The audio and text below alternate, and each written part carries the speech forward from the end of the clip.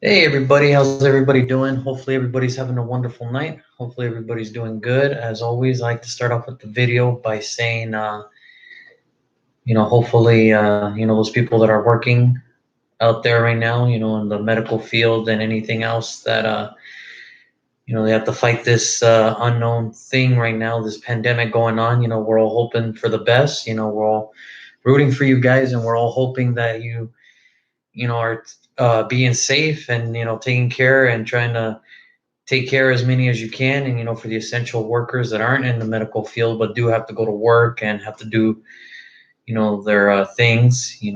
I work in a group. I'm lucky enough to work in an office, but we have guys. I have people that work out in the field, and I want to thank them for doing their thing, and hopefully they're being safe and they're taking precautions and all this. And you know hopefully you guys are being safe, washing your hands, after, before and every after meal. And if you cough, wash your hands right away. And social distance is the key, guys. The quicker we all follow the same guidelines, follow the same rules, this will all go away. And for the ones that are quarantined and that are fighting this, and stuck at home, hopefully you guys are taking self-care. And for the ones that are in the hospitals right now, we're all praying for you guys. We're all hoping that you guys are going to pull through. And we're all on the same team here. So hopefully hopefully everybody just listens, and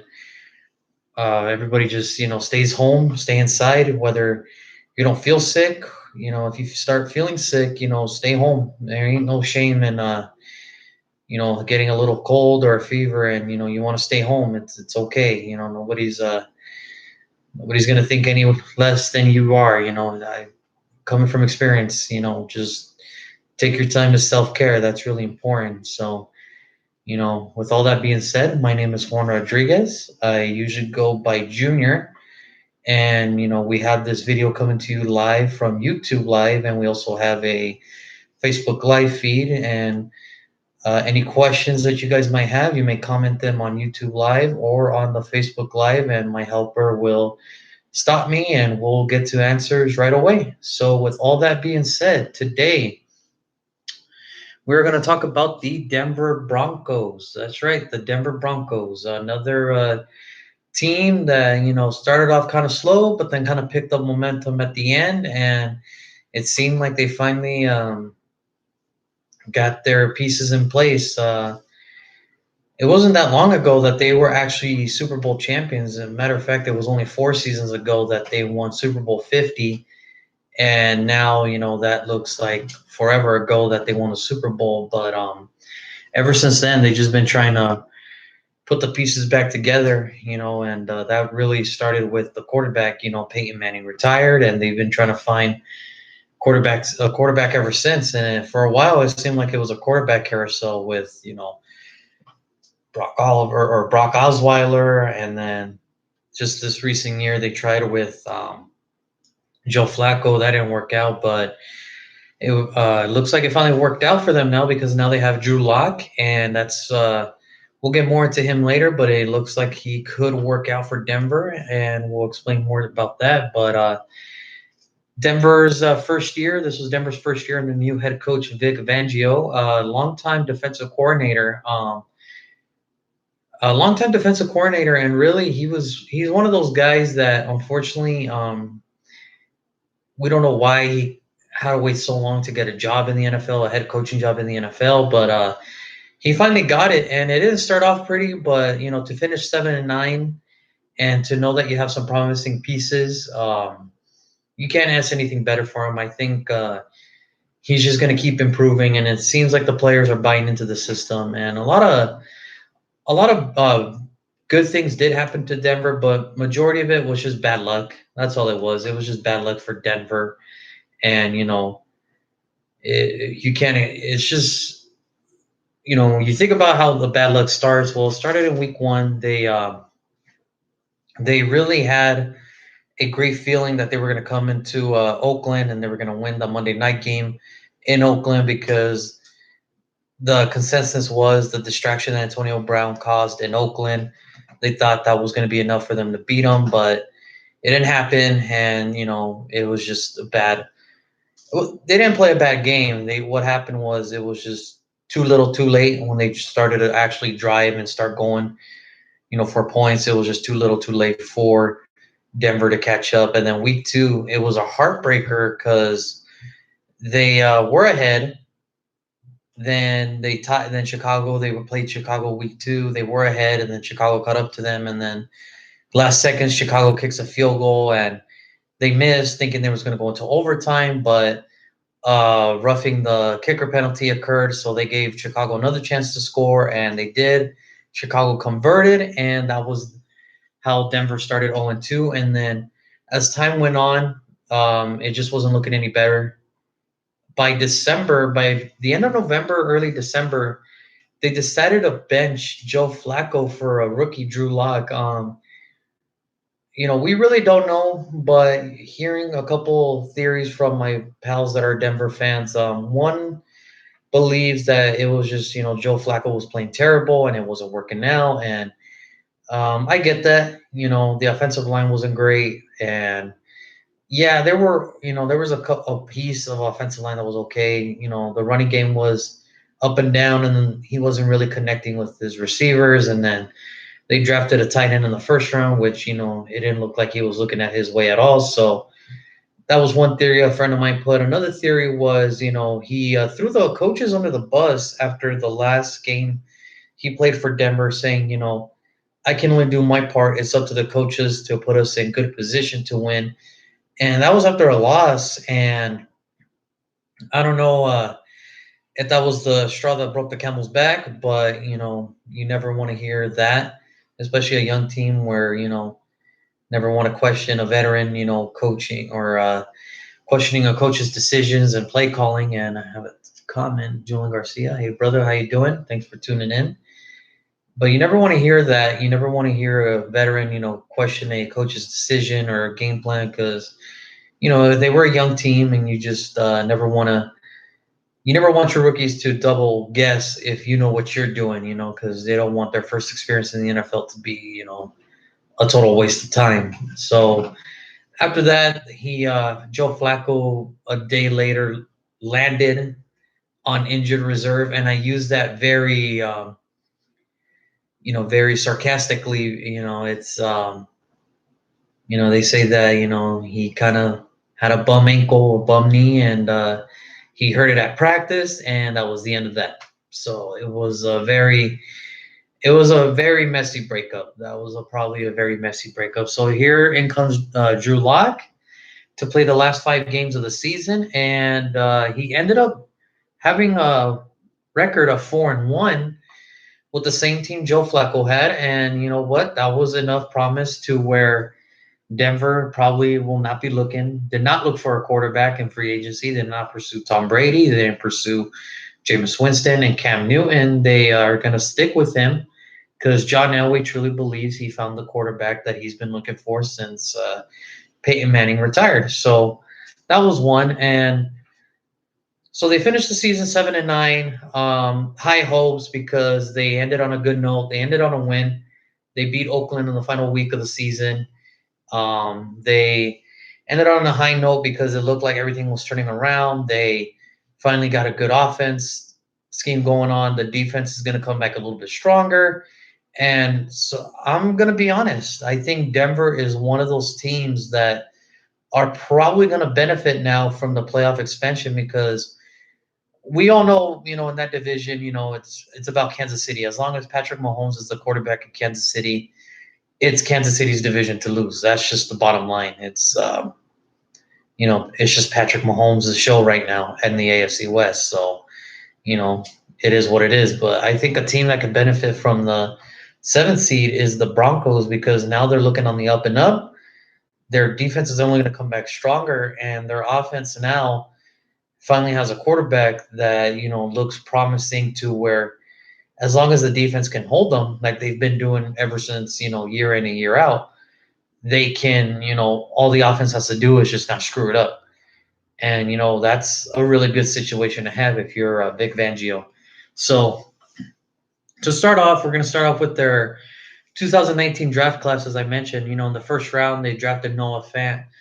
Um, Really, with Joe Flacco, we really didn't see anything of it because he really wasn't necessarily looking his way. It was I don't know what it was with Joe. I don't know if he just didn't trust rookie tight ends, rookie receivers. I don't know. He just didn't look his way, and when he did, he either overthrew him, underthrew him, or he just lucky catch. That was the story with Noah Fant and Joe Flacco, and that's exactly not what you want. But when they put in Drew Lock, he looked like a total different player, and that's sort of things what teams have to look forward to now.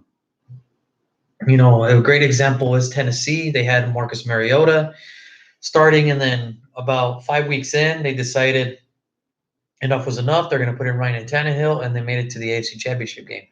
Sometimes a change is good, and if that change doesn't work, then you had nothing to lose anyway because you're already down in the dumps anyway. So nothing to lose there. So then the first round they drafted Noah Fant out of Iowa, and then the second round they drafted Dalton Rinser, who really he had a first round grade. It's just unfortunately, as I say in a couple of these videos, you might have the first round grade, but you might fall just due to the fact of either a best player available or team needs. And in this instant, he fell down because a bunch of teams just went with the best player available last year, and so he ended up in Denver, and that was a good pickup. He was all over the line due to injuries with Jawan James and Garrett Bowles kind of underperforming with his position at left tackle, and so he was all over the place. He did a little right tackle, left guard. He played right guard for a little bit. He took a few snaps under center when Connor McGovern went down a bit, but it wasn't nothing permanent. So, but I thought it was a good pickup, and he looks like a solid guard, and that's a great pickup in the second round. And then back in the second, they had 2 seconds because of that trade they did. Denver had an early top 10 pick. They traded it to Pittsburgh for their first pick and their second round pick. So they went back, they got another second round pick out of it, and they drafted Drew Lock, who at the end of all of it ended up being the starter in his last 5 games of the year for Denver. They went 4-1. He threw for 1,020 yards, 7 touchdowns, 3 interceptions. I mean, what are you going to do? Almost a 2-to-1 touchdown to interception ratio. You can't in 5 games. I think that's enough to know what you got, and he's got it. I think he's got it, and I think John Elway finally found the quarterback that he's looking for. So he was a kid, coming out of the draft who had a lot of questions about his ball placement and just everything. But from the looks of it, him having the receivers he has and having a good running game in Philip Lindsay, I think that helped him out a little bit. And I think he's only going to improve from here on out. There's a reason he went in the second. It was, accuracy issues in college. He wasn't the most accurate. He wasn't the worst, but he wasn't the most accurate either. And, like I said, ball placement, there was times where it just looked like for a guy being so tall, he would just throw it straight to the ground. And, I don't know if that was just poor mechanics by the quarterback coach at Missouri or if it was just his style, but for what it looks like, he's going to shape up his mechanics. He's going to get better, and he's looking promising. And then in the third round, they drafted Dramont Jones, defensive lineman out of Ohio State. He actually in the beginning had late first to early second, but then unfortunately a little mishap at the combine where he left people after the interviews. He kind of gave bad interviews, and his answers weren't really I guess they would say like team player answers. It was more of a I know I'm the best, so you don't have to worry about it if you're going to take which is a good attitude to have, but at the same time I guess it was his demeanor and how he put it. And that's he landed in the third. He didn't get a lot of playing time. He was a rotational pass rusher, but he did end up with 3.5 sacks and 1 interception. So there's hope there. There's hope there. So you're 4 for 4 in your first four picks if you're Denver. Like that's an amazing thing. It's like, okay, you finally have depth and you got starters out of it. Like that's amazing. And then they didn't pick again into the fifth round. They had no fourth rounder. They traded that one to Baltimore to get Joe Flacco, which was kind of that was the deal, but it happens. And then they drafted Justin Hollins. Not he didn't get a lot of playing time. He was a special teamer. He just ended up, 21 total tackles and one sack. So that was kind of his thing, his special teamers. But it's always good, when you draft guys and they end up making the team. That's what you want to go for because as I mentioned, when the Jets took Joichi Polite in the third, they cut him. They didn't even make it through his rookie year with the Jets, and they're the ones that drafted you. It's so that's kind of where that's what you want. You always want to make sure your guys stay with you. And then in the sixth, Jawan Winfrey, a wide receiver, he only played 3 games. No receptions, no yards, no nothing. Just special teamers, and he's got the speed to be a gunner, and that's about it. like I don't know if they're gonna implement him down the road, but I mean he's a wait and see type of cat. So we'll see. And then they got very busy in the offseason too. They actually did have a lot of cap to after the whole Joe Flacco release. They did save up a lot of cap, and one of the first ones, was Melvin Gordon. From they signed from the Chargers. Now they have Philip Lindsay and Melvin Gordon in the backfield for Drew Lock, so that's going to take a little bit pressure off him, which is always good when you have a young quarterback. You want the pressure, you want less pressure on him as possible. Then they drafted Graham Glasgow, a guard from the Lions, who he's going to solidify that line now. He was Detroit's second best lineman in last year's team, and now he's going to come to Denver and solidify that line. So now that gives Jawan James back to his slot at the right tackle. Now Dalton Rinser is at the right guard. They're going to need a center possibly, but for right now, the Graham Glasgow will be the left guard, and then Garrett Bowles is coming back as the left tackle. I think this is his last year to prove it. It's a prove it deal for him.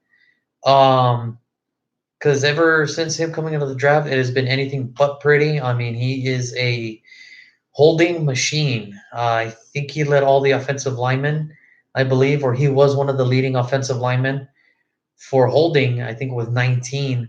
So that was one a game. And, I know it doesn't sound like a lot, but, when it's constantly like your name, your number getting called that, it could mess with your psyche. So we'll see what happens there. But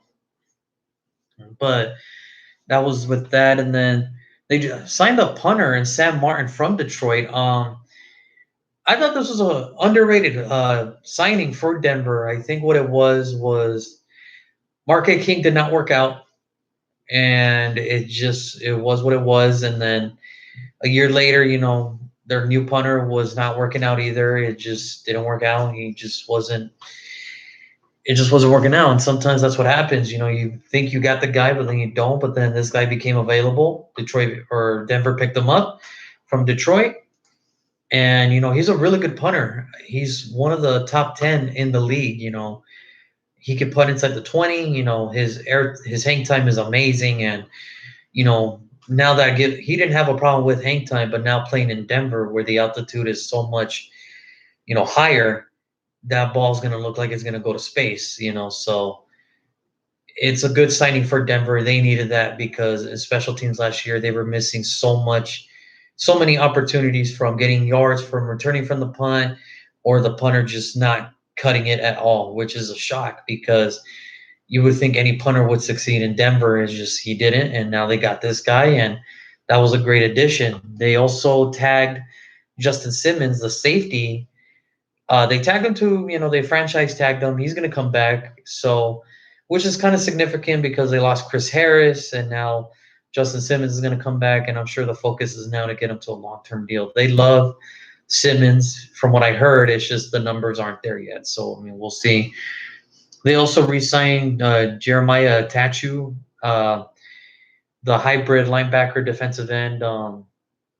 It's a depth signing, and the more depth you got, the better. So I mean, it's really nothing much more to it than that. And then Joel Heath, another depth signing, a defensive lineman from the Texans. He's coming to Denver now.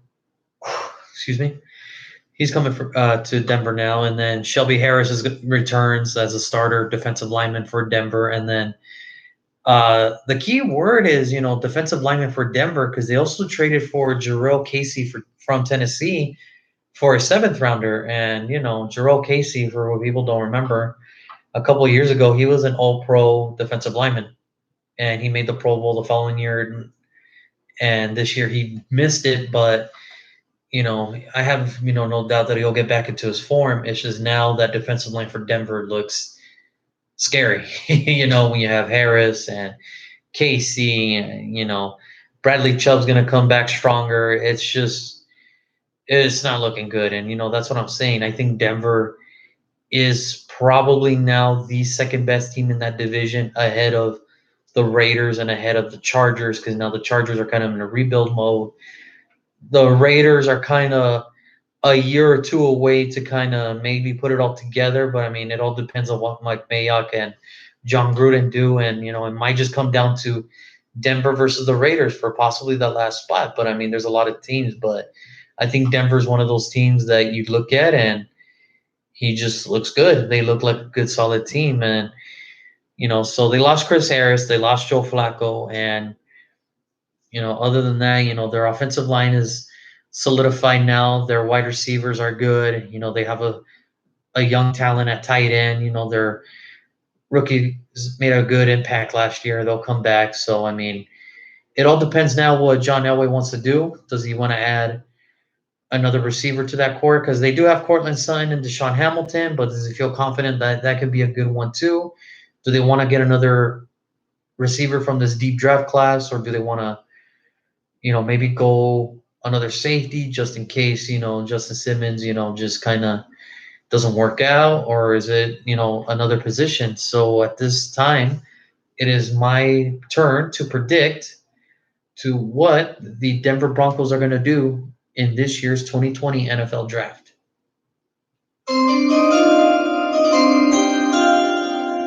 All for you, bro. I know you love that sound. So in the 2020 NFL Draft, the Denver Broncos select, and there it is, C.J. Henderson, cornerback of Florida. I know this might be a surprise to some people, but the thing is, they just lost Chris Harris. They traded for AJ Abouye, who I failed to mention. AJ Abouye is one of those great corner. He's not a great corner. He's a solid corner, but he can get the job done. He is your number one. The problem is you have no number two on that other side to kind of groom and grow. So, and exactly, Julian, they did lose Chris Harris, so corner does make sense for them. They can always go receiver down the road because they do have an early second, middle of the pack second, and there's going to be receivers there again. So I think with this pick, you do need another guy to solidify your other side. And C.J. Henderson, he's just as good, if not better than Jeffrey Okudah. I think Jeffrey Okudah gets the nod here because of the season he had last year, and I think that's the only reason why people have him higher. At least I have him higher than C.J. Henderson. But C.J. Henderson is just as good.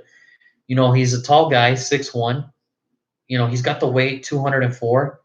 He's got a very long arm length of 31 and a quarter. Hand size 9. He ran a 4.4 or 4.4 subpar 40. It was actually 4.39. So he's got the speed. 20 bench presses. So, he's got the strength to be a man press corner. And then 37.5-inch vertical. He's got the hops to do any pass breakups. And he almost got a 11 feet broad jump. So, he has the hip flexibility and the acceleration and recovery speed. If, a receiver gets separated and he has to catch up to him, he's got that to make. So to give you more on C.J. Henderson, in his freshman year, he was a second team All SEC. His sophomore year, he was second team All SEC. In 2018, he was second team All SEC in his sophomore year. And then 2019, as a junior, he was first team All SEC. And, he was as good as advertised. His freshman year, he appeared in 11 games. He only started 5. And his stats that year were 22 tackles, 4 interceptions. The crazy thing about C.J. Henderson, you look at Florida and you look at all the players that have come out of Florida and all the great defensive rookies, defensive players that have come out, the great Florida Gators, he's the first freshman in school history to return an interception for a touchdown in back-to-back games against Michigan and Tennessee. That's never been done. So, for him to do it, that's kind of special. That was kind of a special deal for him at that point. So fast forward to sophomore year, he gets the nod. He's the starter. There was never a question he was going to get the starting job.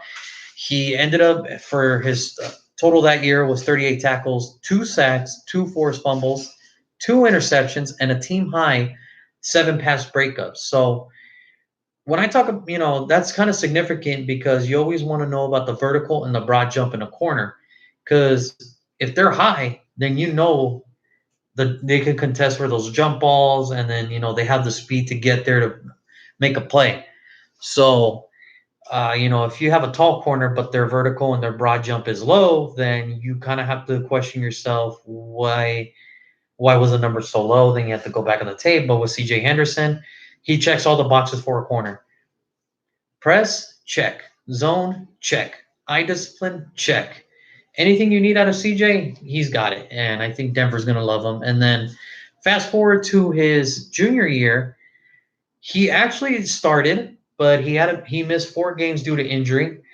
But even then, those 4 games he missed, I mean, it was almost identical to his sophomore year. So there was really no drop off. It was 33 tackles, 3 of them were for losses, 1 sack, and 11 passes broken up.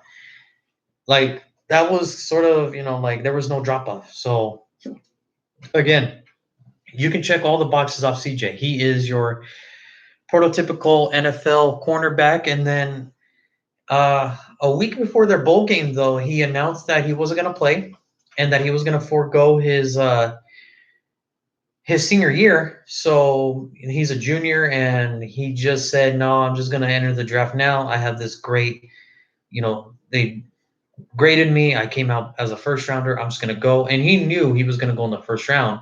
It's just the timeline of where he was going to go. So, I mean, he's a top 15 pick. I mean, 1 to 15. I think the farthest he can go down is possibly 18 to Dallas, but that's it. Anything other than that, something's up. So, I mean, I don't think he has any character issues. There's no anything to make you feel like any off the field concerns. If he falls anything past 18, I think that's when people have to start worrying. And anybody that does, if he falls out of the 18, then you're kind of lucky because you got a generational talent at corner. So his total for his whole career at Florida, 93 tackles, 26 passes broken up, 6 interceptions, and 3 sacks. So what can I say? The kid can do it all. You could put him outside. You could put him in the slot. I think, down the road, he'll be a Pro Bowl corner. If not, an All-Pro. He's just as good as advertised. And I don't think it's a no-brainer for Denver to pass up on C.J. Henderson to, get back in that conversation of having an elite defense. I mean, yeah, you might get picked on because he's a rookie, but I think with A.J. Abuya there, then, your pass rush is going to get to the quarterback faster. I think he's going to have no problem catching up. I don't think he's going to have a bad year. I think he might be in discussion for Defensive Player of the Year next year. If everything works out, God forbid he gets an injury during camp or something. But he should be in conversation next year for Defensive Player of the Year. So that will do it for today's video. I want to thank everybody for tuning in. Do we have any questions on the thing? Nothing?